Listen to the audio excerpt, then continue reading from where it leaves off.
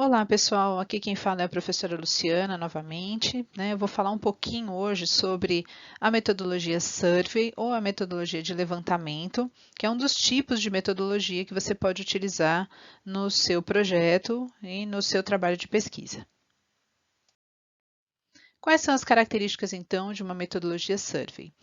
A primeira delas é produzir descrições quantitativas de uma população. Lembra que eu falei para vocês que a pesquisa pode se caracterizar como qualitativa e quantitativa?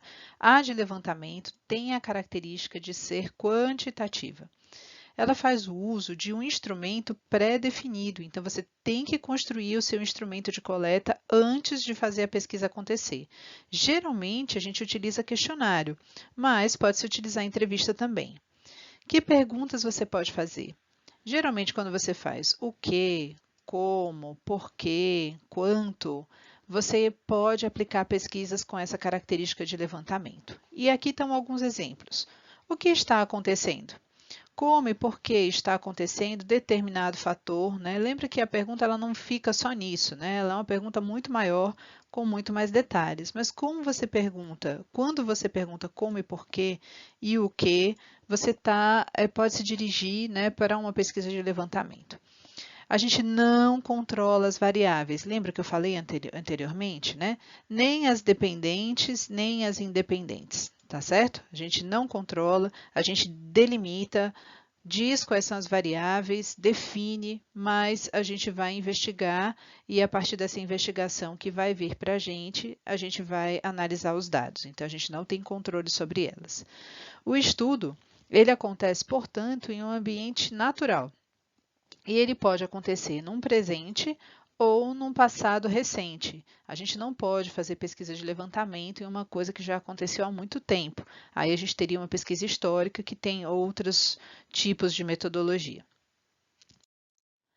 Quanto ao propósito, nós temos três tipos de pesquisa de levantamento. Então, quando vocês forem fazer o projeto de vocês, vocês precisam dizer que vocês escolheram uma metodologia survey ou de levantamento e precisa dizer se ela é exploratória, se ela é descritiva ou se ela é explanatória.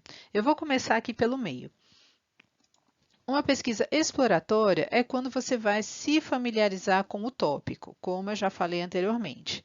Você vai enfatizar os conceitos que devem ser medidos e como devem ser medidos, tá certo? Então você precisa definir bem as suas variáveis. E você vai também tentar descobrir novas possibilidades e dimensões da população. Quando você quer fazer isso, você faz uma pesquisa de levantamento exploratória, tá? É uma pesquisa mais superficial, mas quando você está iniciando no processo de pesquisa, você pode começar por ela para poder se ambientar melhor de como é que se faz uma pesquisa. Na descritiva, o objetivo é identificar quais são as situações, os eventos, as atitudes, as opiniões que são manifestas em uma população.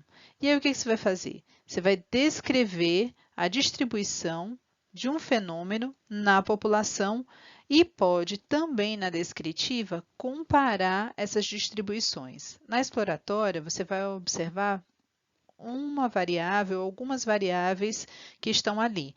Na descritiva, você vai além de observar essas variáveis, você vai também comparar essas distribuições que aconteceram. E na explanatória, a busca é testar uma teoria ou as relações causais entre essas variáveis. Estabelecer essas relações, primeiro, você precisa dizer por que, que uma coisa está acontecendo em função de outra. Então, você define as variáveis de tal forma que elas sejam causas e consequências. E você vai questionar por que é que elas existem, fazendo testes estatísticos. De fato, em todas elas você usa a estatística, né? Mas a explanatória é uma estatística um pouco mais complexa e mais profunda, tá bom? Então, quando você definir o seu projeto, você escolhe se você vai fazer uma pesquisa de levantamento exploratória, descritiva ou explanatória. Além disso, você precisa escolher também se você vai fazer uma pesquisa longitudinal ou uma pesquisa transversal. Então, você vai fazer uma pesquisa que acontece ao longo do tempo. Então, você pesquisa agora, daqui a 2 meses você pesquisa de novo, daqui a 2 meses você pesquisa de novo, e assim você pesquisa isso umas 5 vezes no ano, né? Você está fazendo uma pesquisa longitudinal. E esses períodos, eles precisam estar especificados. Então, você fez a coleta em janeiro, depois você fez em março, depois você fez em junho, e depois você fez em agosto, então isso precisa estar bem explícito no seu projeto. Você vai, então, quando você faz uma pesquisa longitudinal, estudar a evolução e as mudanças das variáveis no decorrer do tempo, e vai estudar ainda a relação que existe entre essas variáveis. Na transversal, você faz a coleta em um só momento, tá certo? Você não precisa fazer em vários momentos, mas você pode também descrever e analisar uma ou mais variáveis. Se quiser, dependendo da proposta, se ela for causal, você pode analisar a relação entre essas variáveis, né? Por que que uma está causando a outra, tá certo? Que influência uma variável tem na outra. Então, você precisa dizer que você vai fazer uma pesquisa de levantamento, se ela é exploratória, descritiva, explanatória, e ainda em que momento que você vai fazer, ou seja, se ela é longitudinal ou se ela é transversal. Você precisa ainda definir qual é a sua unidade de análise. Você vai analisar indivíduos? Então, você vai aplicar com 100 pessoas individualmente? Ou você vai fazer a sua análise em grupo, e aí você vai pesquisar 100 grupos.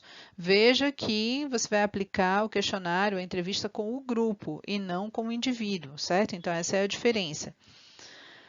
Você vai observar um setor de uma organização ou você vai observar a organização toda? Então, você precisa definir qual é a sua unidade de análise. Por exemplo, você vai olhar o curso de sistemas e mídias digitais como um todo, ou você vai olhar uma disciplina desse curso, ou você vai olhar grupos que existem dentro desse curso, ou simplesmente indivíduos que estudam nesse curso, né? Mais ou menos assim que você tem que pensar e precisa dizer qual é a escolha que você fez dentro do seu projeto.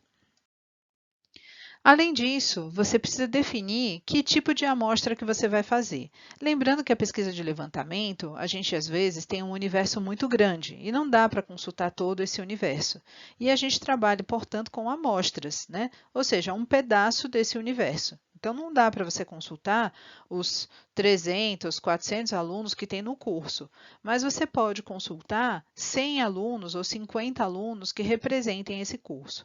Como é que a gente vai saber se eles estão representando bem esse curso, ou essa organização, ou essa população que você está consultando, né? Então, a gente utiliza uma amostra probabilística ou a amostra não probabilística, que eu vou explicar no próximo slide. Então, a amostra probabilística, você tem que dizer se ela é aleatória simples, se ela é sistemática, se ela é proporcional ou se ela é não proporcional. Como é que você vai saber a diferença? Observando as definições. A amostra aleatória simples, você vai sortear em uma tabela números aleatórios. Por exemplo, você coloca todos os alunos do SMD numa tabela. E aí você vai sortear os nomes desses alunos dentro dessa tabela. Aí você pode sortear 50 alunos, 100 alunos com quem você vai fazer a pesquisa, tá certo? Então, essa é uma forma de fazer. A sistemática é quando você usa um critério para acesso a essa lista ou a essa tabela que você tem. Então, você pode utilizar critérios por grupos, critérios por etapas, ou pode estratificar. Então, se você for fazer por grupos, por exemplo, você fala, eu vou pegar todos os que têm a letra A, todos os que começam com a letra M. Ou então você vai fazer por etapas. Então, vou começar primeiro fazendo a pesquisa com os 10 primeiros. E depois eu pego os 10 seguintes e depois os 10 por último. E a estratificada, você pode separar os alunos por idade, por exemplo. Então, eu vou pegar 10 alunos dessa faixa etária, mais 10 alunos dessa outra faixa etária, mais 10 alunos dessa outra faixa etária e assim por diante, tá? Então, você pode fazer uma amostra sistemática desse jeito. Você pode fazer também uma proporcional. A amostra de cada extrato é proporcional à extensão dele no universo, tá certo? Então, eu vou pegar 1/3 da população para poder aplicar o questionário. Eu vou pegar 2/3 dessa população, tá certo? E aí você pode também, dentro dessa proporção que você colocou, estratificar. Assim, eu vou pegar, então, 1/3 de alunos do gênero masculino e 1/3 de alunos do gênero feminino. E assim eu estou estratificando e estou dizendo qual é a proporção que eu estou utilizando para cada um. A não proporcional é quando a amostra dos extratos ela não é proporcional à extensão desses dentro do universo. Então, eu tenho o quê? Eu posso pegar 1/3 de alunos novatos, posso pegar 2/3 de alunos mais veteranos, né, do curso. Então, eu posso escolher qual é a proporção que eu vou utilizar, porque vai interessar mais ou vai explicar melhor o fenômeno que eu preciso investigar. E como eu falei, vocês podem também fazer uma amostra não probabilística, tá certo? Que tem esses 4 tipos. Existem mais, tá certo? Eu vou citar os mais famosos. Conveniência, similares, por cotas e a bola de neve. Quando você coloca a amostra não probabilística, você tem que dizer o quê? Quais são os participantes que foram escolhidos por estarem disponíveis, né? Pode ser que você não tenha acesso à lista de todos os alunos do SMD, por exemplo, mas você tem uma lista daqueles que estão disponíveis, então você pega o que está disponível e faz. Ela é não probabilística. Quando você faz pelos similares, os participantes eles são escolhidos por representarem uma situação similar ou uma situação muito diferente.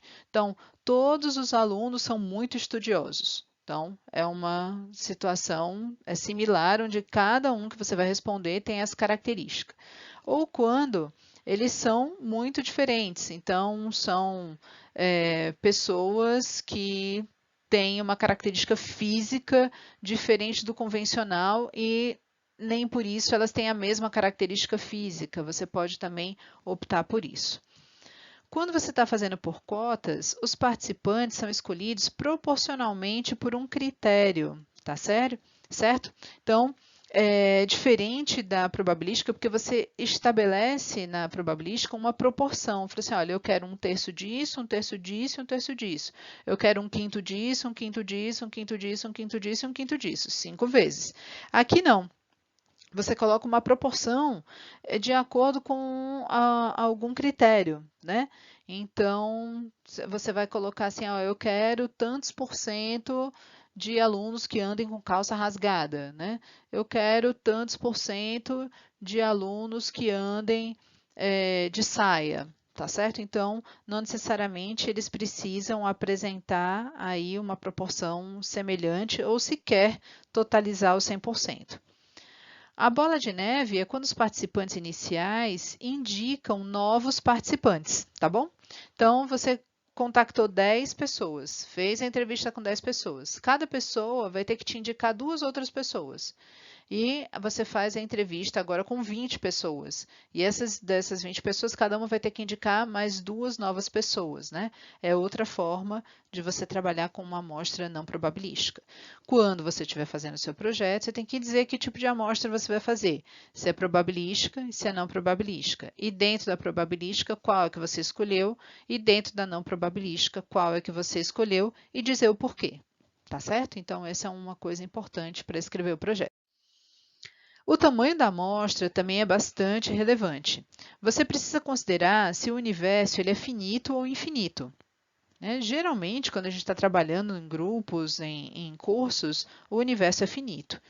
Você precisa considerar um nível de confiança de 95% e um nível de erro inferior a 5%. E como é que se calcula isso? Por meio de fórmulas estatísticas. Considerar a proporção em que a característica foco da pesquisa se manifesta na população, tá certo? Então, você precisa também buscar uma amostra que o que você quer investigar realmente apareça, né, nessa população, porque se não aparecer, não faz sentido você fazer a pesquisa, né? Então, eu quero pesquisar sobre a população LGBT, mas se você está num local onde o LGBT não se faz presente, então fica difícil você fazer a pesquisa nesse grupo, tá certo? Chances de obtenção de valores ou resultados alinhados com a realidade, eles aumentam com 100 observações e ficam melhores com 300 observações, mas o mínimo que você pode fazer estatisticamente é com 30. Só que para generalizar o resultado fica bastante difícil. Então, conforme você vai aumentando de 100 em 100, né, as observações elas vão ficando mais fáceis de serem generalizadas. A precisão tende a elevar-se com o aumento do tamanho da amostra, tá certo? Então, quanto mais preciso, quanto maior a amostra, mais preciso vai ser seu resultado e mais generalizável ele se torna, tá? E na amostra probabilística, para se dobrar a precisão, para você ter uma ideia, é necessário quadruplicar o tamanho da amostra, tá certo? Então, quanto mais gente você entrevistar numa pesquisa de levantamento, melhor. Não é à toa que quando a gente vê na TV as pesquisas que são apresentadas são com mais de 1.000 pessoas, né? Porque facilita, né, o processo de generalização. Quais os instrumentos que você pode utilizar? Uma entrevista pessoal. Você pode fazer a aplicação do seu formulário pelo correio. Você pode aplicar por telefone. O que a gente tem mais utilizado é pela internet, porque a gente faz o formulário no Google, né? Geralmente, Google Forms, e aí encaminha para a pessoa responder. E por postos multimídia, tá certo? Que é uma coisa que era mais antigamente que se fazia. E aqui, geralmente, o que você faz, o instrumento que você utiliza é o questionário, tá certo? Quais são as fases da elaboração do questionário? Veja só, a fase 1, ela é composta da elaboração bruta do instrumento, da elaboração bruta do questionário. Então, você vai colocar os enunciados, pautados sempre na revisão de literatura do fenômeno e em busca das informações que você precisa, levando em consideração já que você vai estar trabalhando com variáveis, né? E elas precisam ser bem pensadas.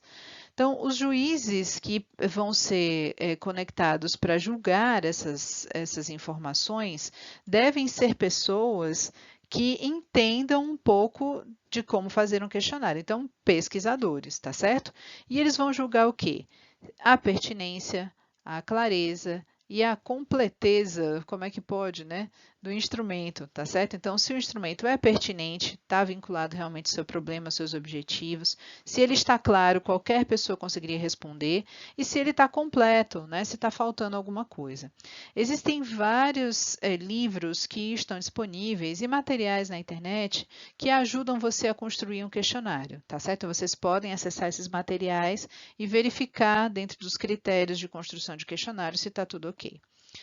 Um outro elemento, ou um outro momento que a gente utiliza é a fase 2, que é quando a gente vai fazer um refinamento do instrumento, ou seja, um pré-teste. Gente, por favor, façam sempre, porque a aplicação de questionário é muito complexo e é uma coisa que a gente acha que fazendo de qualquer jeito tá bom, e não está. É sempre necessário um pré-teste. Por quê? Você vai observar se todas as questões foram respondidas corretamente. Se as pessoas tiveram dúvidas ao responder, né? Observar se as respostas não indicam dificuldade quanto ao entendimento, né, da questão e a forma de preenchimento do questionário. A gente sempre esquece alguma coisa e a gente sempre pisa na bola em alguns quesitos. Então, é muito importante a gente aplicar com alguém. A gente vai olhar os mesmos requisitos e outros mais, né? Então, para ver se tem clareza, se tem precisão dos termos, se existe uma quantidade adequada de perguntas, se as formas como as perguntas estão sendo feitas estão ok, a ordem das perguntas elas importam, né? E se você escreveu uma introdução que a pessoa realmente consegue entender. Então, esses elementos são elementos que compõem o questionário. Quando você for fazer o seu projeto, você não precisa fazer o questionário, tá certo?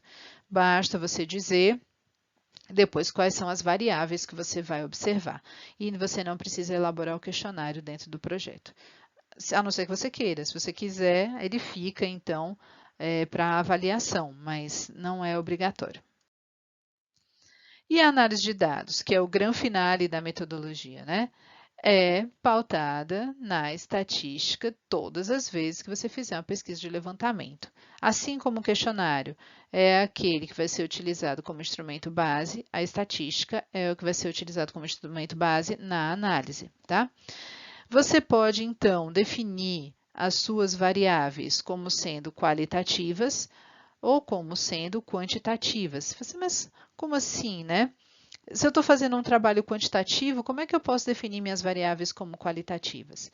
Quando você estiver trabalhando com atributos ou qualidades de alguém.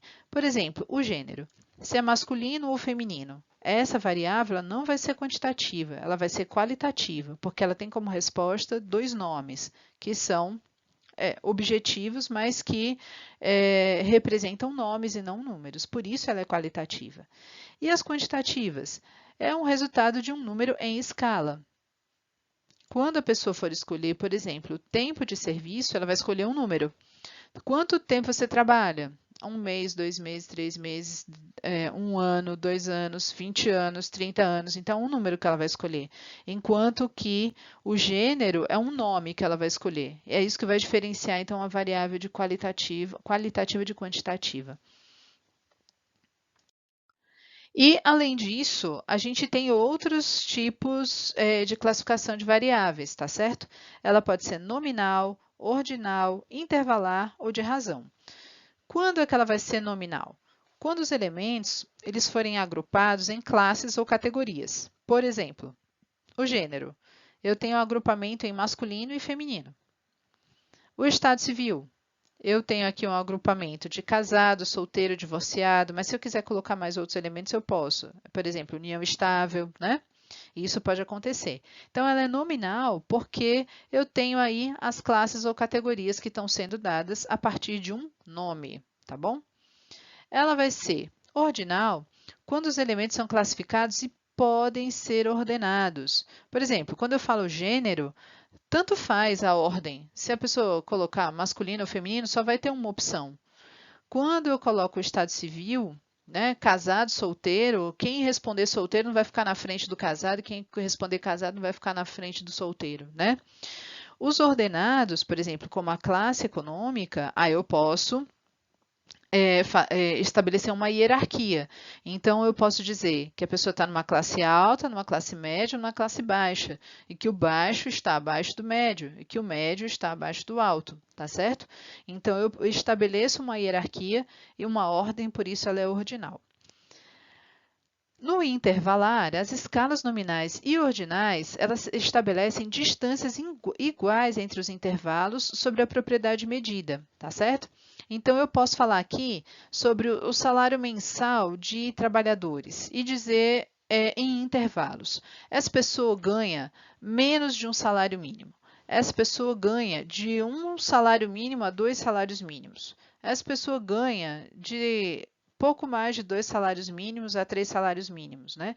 Então, eu posso distribuir esses resultados em intervalos, né? E a partir desses intervalos eu ainda posso ordená-los, porque quem ganha menos que um salário mínimo está abaixo de quem ganha entre 1 e 2 salários mínimos, tá certo? Então, é isso que vai caracterizar como intervalar. E a variável de razão, ela é caracterizada por uma escala de intervalos e tem 1.0 como origem, tá certo? Então, eu posso dizer aqui, ó, o número de habitantes de uma cidade. Não vai existir número negativo, tá certo? Não vou ter cidades com menos um habitante, menos 2 habitantes, isso não é contabilizado na prática material, né? Não sei espiritual, mas a gente está contando a matéria, então isso não vai ser contabilizado. Portanto, a de razão ela é muito parecida com as anteriores, mas ela vai ter aí 1.0, né, onde você vai ter o seu marco inicial. Geralmente, a gente classifica as variáveis como nominais ou ordinais, em alguns momentos como intervalares, tá certo? É muito mais comum do que a de razão. E quais são os tipos de análise que a gente pode fazer para finalizar? Quando a gente está trabalhando com a variável nominal, a gente pode trabalhar com frequências absolutas, frequências relativas, que são as porcentagens, e pode trabalhar com proporções, tá certo? Que é uma comparação. A porcentagem é uma proporção, né? Que você coloca o total como sendo 100, mas a proporção é quando você não tem um número muito grande de pessoas, né? Você pode colocar num formato diferente. A ordinal é quando a gente vai estar trabalhando com mediana, decis, quartis, percentis, teste de hipótese, tá certo? Mas a gente também pode estar trabalhando com a média aritmética, embora o autor não tenha mencionado isso, tá certo?